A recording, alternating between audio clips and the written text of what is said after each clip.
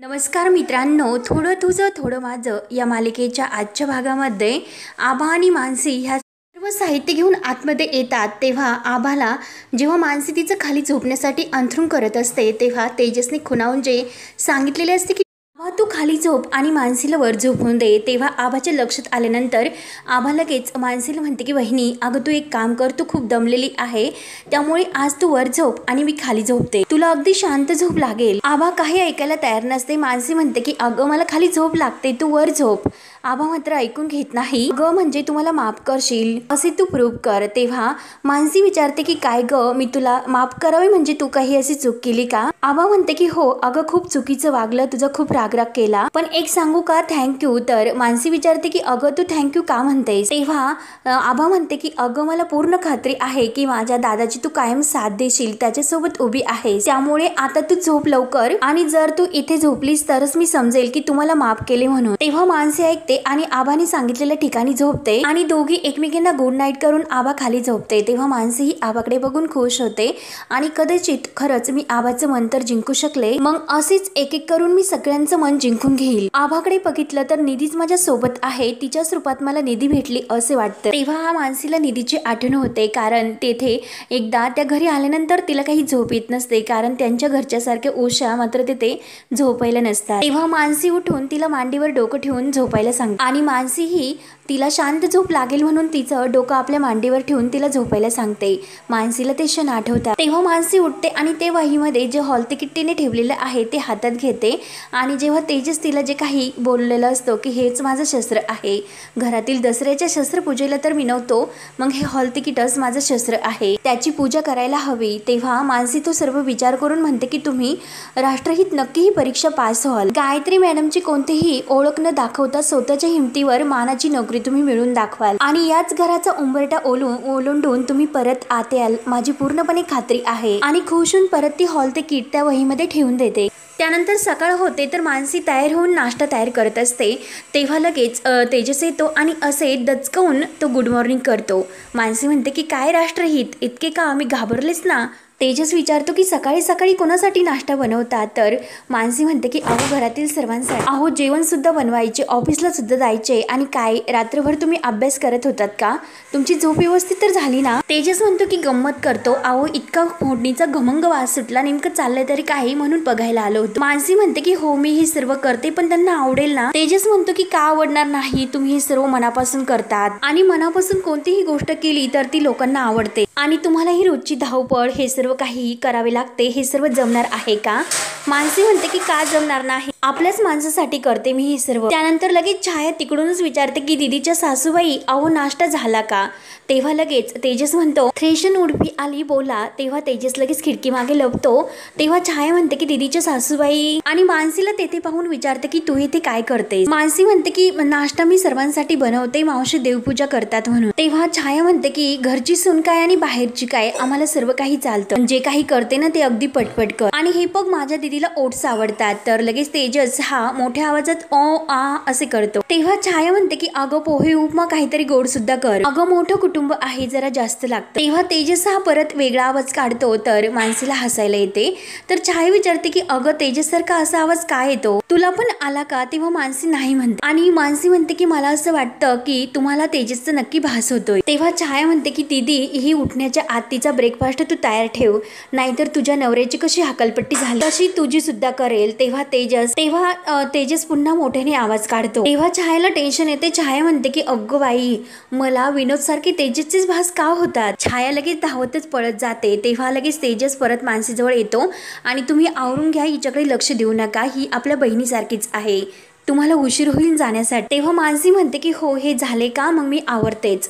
तेजस म्हणतो की किती हट्टी हो तुम्ही, कधीतरी माझं सुद्धा ऐकून घ्या। तेव्हा मानसी म्हणते की हो सगळ्यांचा नाश्ता तयार करून झाला तर मग तुमचंच ऐकते, आता मला फक्त काम करून द्या, सर्वजण नाश्ता करायला येतील। त्यानंतर इकडे रंजित हा मानसीचा पहिला दिवस हा ऑफिस मधला असल्यामुळे सर्व तयारी व्यवस्थित झाली की नाही, फुलं बुके सर्व रेडी आहे की नाही असे फोनवर विचारत असतो। रणजित की जीवाची घालमेल आणि कोणी येते की काय असे त्याच्या आईला वाटते। ती लगेच रणजितला फोन झाल्यानंतर विचारते की काय, अरे तुझ्या जीवाची इतकी घालमेल सुरू आहे, धावपळ, कोणी गेस्ट येते की काय ऑफिसमध्ये? तेव्हा रणजित म्हणतो की अगं ते काल येणार आहे ते कालच फिक्स झालं आणि लवकरात लवकर तू त्यांना भेटशीलच। तेव्हा त्याची आई म्हणते की चल आता ब्रेकफास्ट तयार करून म्हणजे झालेलं आहे, तू करूनच घे। तेव्हा रणजित म्हणतो की नाही अगं माझं मन आणि पोट दोन्ही भरलेलं आहे, त्यामुळे ब्रेकफास्ट मला आता नकोय। पण आई तू काळजी करू नको, तुझा हा ब्रेकफास्ट व्हायला जाणार नाही, आपल्याकडे तेजस आहे ना म्हणून तो जो टेडी सोफ्यावर असतो त्याला उचलतो आणि काय रे तुझी लायकी तरी आहे का आमच्या सोफ्यावर बसण्याची, म्हणून तो आई जवळ तो टेडी घेऊन येतो आणि परत आईला म्हणतो की मी त्याच्यावर ओरडलो त्यामुळे तो आता रुसला असेल।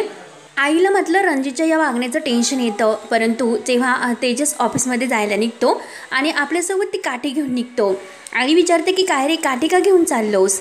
तेव्हा रणजित म्हणतो की आई ती काठी आता मला आवडायला लागली त्यामुळे ती माझ्या सोबतच असते। तेव्हा त्या आईला त्या टेडीची भीती वाटते आणि ती लांब फेकून देते। त्यानंतर इकडे मानसी सर्वांना ओपेट वाढते, म्हणजे दिनेश, आभा आणि सूरज ते तर एकमेकांकडे बघत असतात। दिनेश येतो तर मानसी म्हणते की दिनेश भाऊजी बसा, तुम्ही सुद्धा नाश्ता तयार करून खाऊन घ्या। तेव्हा मात्र दिनेश हा एकमेकांकडे पाहत असतो, म्हणजे आबा आणि सूरजकडे आणि मानसीकडे पण। तेव्हा तेजस एक ओपिटाचा घास घेतो आणि खरंच खूप छान झाले असे म्हणतो आणि तेवढ्यात दिनेश आहे ना तर तो धावत येतो आणि काय उपीट। तेव्हा मानसी म्हणते की अहो विनोद दादा या ना तुम्ही पण खा। तेव्हा विनोद म्हणतो की काय उपीट मला ते नाही आवडत। आबा म्हणते की अगं उपीट खूपच आवडते, कधीतरी तर हा टोक भरून खात असतो, काही करी मी तुला काय प्रॉब्लेम होतो। तेव्हा मानसी म्हणते की विनोद दादा राहून द्या, काहीतरी मॅमसाठी पोहे बनवलेले आहे त्यातील पोहे तुम्ही काही खाऊन घ्या। तेव्हा विनोद रागाने म्हणतो की मग त्यात काय खाणार मी जर पोहे खाल्ले तर। मानसी म्हणते की अहो मी जास्तीचे बनवले तुम्ही खाऊ शकतात। तेव्हा विनोद म्हणतो की हो अगदी खोबरे टाकून घेऊन ये, अगदी खोबऱ्याचा किस करून। तेव्हा मानसी जायला निघते तर विनोद तिला पुन्हा थांबवतो, काय ग तू सुद्धा पोहे खाणार, मी सुद्धा पोहे खाणार आणि ते तर पोहे गायत्री मॅमसाठी आहेत, मग माझी बायको छाया काय खाणार। तेव्हा मानसी म्हणते की अहो त्या काही पण खाऊ शकतात, उपीट किंवा पोहे जास्तीचे आहे। तेव्हा विनोद परत म्हणतो की अगं पण तुला सांगायचं विसरलो, कारण आज तर छायाचा उपवास आहे। तर मानसी म्हणते की अहो त्या तर सकाळी भेटल्या होत्या आणि त्यांनी नाश्ता तर लवकर तयार करण्यासाठी सांगितला होता, उपवास आहे वगैरे काही म्हटलेले नाहीत। तर विनोद विचारतो की तुला ती भेटली, मानसी म्हणते की हो। विनोद म्हणतो की बहुतेक ती सांगायची विसरली असेल आणि जाऊन दे। तर मानसी म्हणते की हो मग मी त्यांच्यासाठी साबुदाण्याची खिचडी बनवते। विनोद म्हणतो की नको त्यासाठी जास्त वेळ लागेल आणि ते साबुदाणे तिच्या दातांना चिटकेल, त्यामुळे तू तिच्यासाठी खारे असे शेंगदाणे तयार कर आणि जास्तीचे कर, सर्वांना पुरेल असे। मानसी आज जाते तर विनोद म्हणतो की उपीट ते वाटून घ्या तुम्ही, सूरज आणि दिनेशला म्हणतो।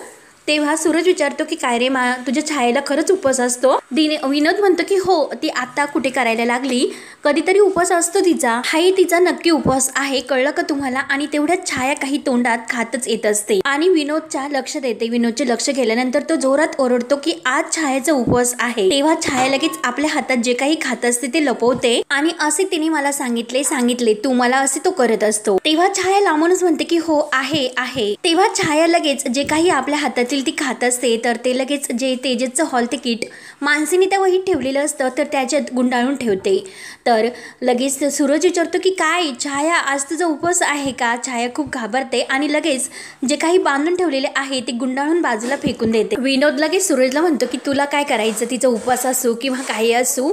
तेव्हा लगेच सूरज म्हणतो की हो मला काय करायचे आणि लगेच आणि तो पोहे झाले का मला भूक लागल्यामुळे असे होते, म्हणून तो विनोद जोराने ओरडत असतो। तर इकडे आभा किचनमध्ये मानसी जवळ येते आणि मानसीला म्हणते की अगं ते मुद्दाम तुला त्रास देतात, तू तुझं आवर आणि जा लवकर, तुला उशीर होईल। छाया कसला उपवास करते, खाऊन अगदी माजली।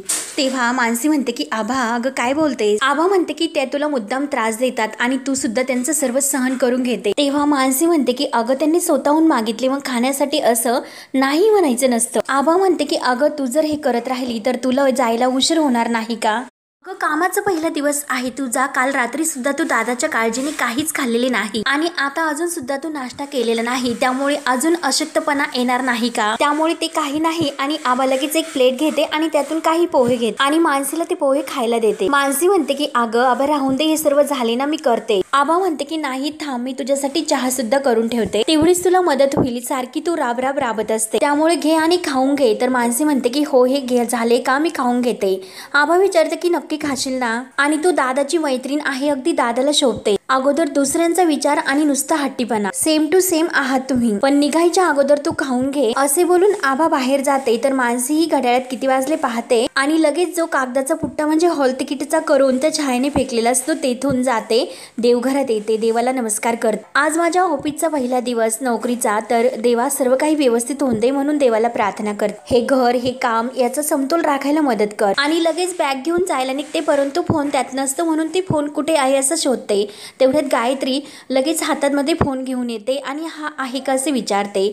मानसीचा त्या पुठ्ठ्याजवळ अगदी पाय गेलेला असतो, हॉल तिकिटाच्या पुठ्ठ्याजवळ. तेव्हा मानसी म्हणते की हो, आणि लगेच गायत्री म्हणते की वाटलंच होतं मला, इथंच होता सेंटर टेबलवर. मानसी हसते आणि विसरले. तर गायत्री म्हणते की नो प्रॉब्लेम आणि विचारते की तुला झेपते ना सर्व. तर मानसी म्हणते की हो, आज कामाचा पहिलाच दिवस आहे म्हणून थोडीशी गडबड होते. त्यानंतर इकडे विनोद मात्र तेजसच्या गाडीतून पेट्रोल काढण्याकरता चोर पावलाने हातात बॉटल घेऊन येतो आणि गाडीचे पेट्रोल तो काढत असतो, कारण मानसीला वेळेवर कामावर पोहोचून द्यायचे नाही यासाठी. दारूची बॉटल असते, वास घेतो आणि म्हणतो की सूरजची दिसते. आणि तेव्हा त्याला तेजस समोरून त्या गच्चीवरून येताना दिसतो. तर लगेच विनोद खाली लपतो आणि आला असे तर तेजस मानसी बाहेर केव्हा येतं याची वाट बघत असते. तोपर्यंत विनोद हा सर्व पेट्रोल काढून घेतो आणि लगेच बाजूला जाऊन लपतो. तेजस हा मानसी येण्याची वाटच पाहत असतो की लकी जाम कुठे राहिल्यात, कामाचा पहिला दिवस आहे, चला लवकर कुठे थांबला. तोपर्यंत विनोद इकडे पूर्ण पेट्रोल काढून घेऊन बाजूला जाऊन सुद्धा लपतो आणि मनाशी खूप खुश होतो की गाडीचं पेट्रोल तर कमी आहे, म्हणजे ती ढकलत न्यावी लागणार आणि पहिल्या दिवशी मिस लकी जामला तुला पायी चालत न्यावं लागणार म्हणून विनोद खूप खुश होतो. तर गायत्री पहिला दिवस आहे म्हणून तिला विशेष देत असते. तर मानसी तिला थँक्यू म्हणते. तर गायत्री म्हणते की अगं त्यात थँक्यू कसलं, तुझा कामाचा पहिला दिवस, आज पहिले ना तू बाहेरच्या जगात पाऊल ठेवणार आहे, तिथल्या माणसांबरोबर बोलणं चालणं होईल, त्यांच्याबरोबर राहणं होईल, मग तेथे सुद्धा तू राहू शकते, मला काही हरकत नाही. अगं उलट माझा तुला फुल सपोर्ट आहे. बघ, या प्रभू निवासाच्या बाहेर सुद्धा एक मोठं जग आहे, तिथे खूप छान आहे, येथे अडकून पडण्यात काही अर्थ नाही. माझं ऐक, आणि मी जर तुझ्या जागी असते तर प्रभू निवासाच्या बेजबाबदार मुलाशी लग्न करताना मी अगोदर विचार केला असता आणि घरी आल्यानंतर सुद्धा मी येथील हा पोकळ घर आणि नवरा सुद्धा सोडून निघून गेले असते. तेव्हा मानसी म्हणते की गायत्री मॅम सॉरी, कारण मी माझ्या ज्या व्यक्तीला माझा जोडीदार म्हणून निवडला ती व्यक्ती बेजबाबदार आहे म्हणून. हे घर आणि या घरातील माणसं एक ना एक दिवस मला आपलंसं करतीलच, माझी पूर्ण खात्री आहे. तेव्हा गायत्री म्हणते की गुड लक, तुझा कॉन्फिडन्स बघून मला खुश वाटलं. मानसी निघून जाते. तर गायत्री छायाला आवाज देते, तोपर्यंत तिच्या हातात लगेच ते हॉल तिकिटाचा तो कागद लागतो, म्हणजे पायाला त्याचा धक्का लागतो. तर लगेच ती उचलते आणि या घरात कोणाला कचरा सुद्धा काढायला होत नाही का म्हणून सर्वांवर ओरडते, त्यासाठी सुद्धा न मोलकरीन ठेवायची का नॉनसेन्स कुठले म्हणून लगेच ते उचलते. आणि काय आहे हे उचकणार तोच लगेच छाया येते. छाया लगेच म्हणते की दीदी, अगं दीदी, आणि लगेच तिच्या हातातून ते घेते. माझं आहे ते असे म्हणते. तर गायत्री विचारते की त्यात काय आहे. तर छाया म्हणते की काही नाही, माझं सामान. तेव्हा गायत्री म्हणते की सांगतेस की नाही की एक चांगली लगावून ठेवू. छाया म्हणते की अगं त्यात चकली आहे, मारू नको. गायत्री म्हणते की काय ग, तू आणि तुझा नवरा सतत खात असतात, तुम्हाला खाण्याशिवाय काही काम करायला सुचत नाही का, काम करत जाव. छाया म्हणते की काम, अगं दीदी सांग ना, मग काय काम सांगते, कोणाचं काम बंद पाडायचं ते सांग. तर गायत्री म्हणते की बंद नाही पाडायचं, काम जास्त वाढवायचं. छाया म्हणते की म्हणजे. तर गायत्री म्हणते की मॅडमचा आज पहिला दिवस आहे कामाचा, दमून येतील. तेव्हा छाया म्हणते की अच्छा, मग तिची काळजी घ्यायची का, घेते मी दीदी. तर गायत्री म्हणते की नाही, आणि आज किचन मधील सर्व भांडी धुवायला काढायची. तेव्हा हा भाग येथे संपतो. पुढील भागामध्ये आबा ही तेजसला येऊन सांगते की अरे हॉल तिकीट आत नाही. तर तेजस म्हणतो की नाही म्हणजे. तर आबा म्हणते की अरे सापडत नाही. तेव्हा तेजस म्हणतो की उद्या परीक्षा आहे, आज हॉल तिकीट सापडत नाही, मग काय उत्तर देऊ की बहिणीने हरवलं म्हणून, त्यामुळे मी आयुष्यभर असंच राहील. तर इकडे मानसीचा पहिला दिवस असल्यामुळे तिचं छान स्वागत त्या ऑफिसमध्ये होते आणि वेलकम मानसी म्हणून तिला बुके दिला जातो फुलांचा आणि अगदी बोलवून लावून अगदी छान असे स्वागत होते. आणि रणजित सुद्धा तिथे असतो. रणजित मानसीकडे खुशून पाहत असतो. त्याच वेळेस मानसीला चक्कर येते. तर काजल लगेच तिला धरते. अगं मानसी काय झाले. तेव्हा रणजित सुद्धा धावत येतो आणि मानसीला तसे पडलेले पाहून त्याला सुद्धा खूप मोठा धक्का बसतो.